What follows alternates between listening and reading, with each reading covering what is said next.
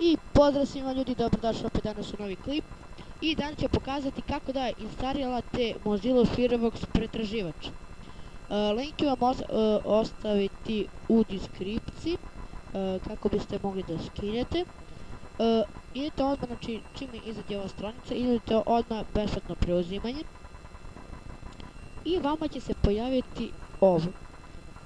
Ja ću ovdje da izvršam pošto bio sam nešto skidao. Da, i idete ovdje odmah, idete ovdje, idete po krenu i vama će sad ovo. I kao što vidite, hvala vam što ste odabrali Mozilla Firefox.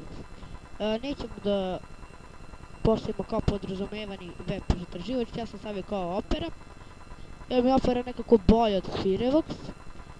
I idete ovdje instalirati. Ovo će trajati kratko, sad ne znam, zaboravio sam koliko će trajati, ali ja ću da stopiram klip pa se vraćamo kada se bude ovo instaliralo.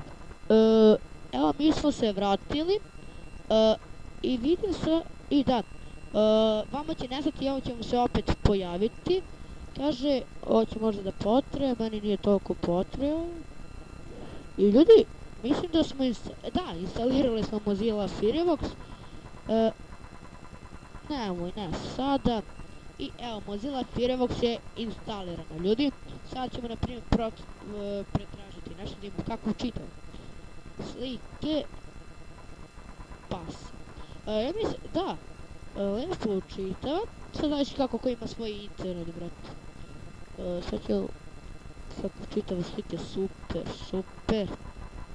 Ljudi, to bilo to, da ste živjeli, ako jeste, obavezno ostavite like, share i subscribe i mi se vidimo u nekom od narednih klipova. Pozdrav!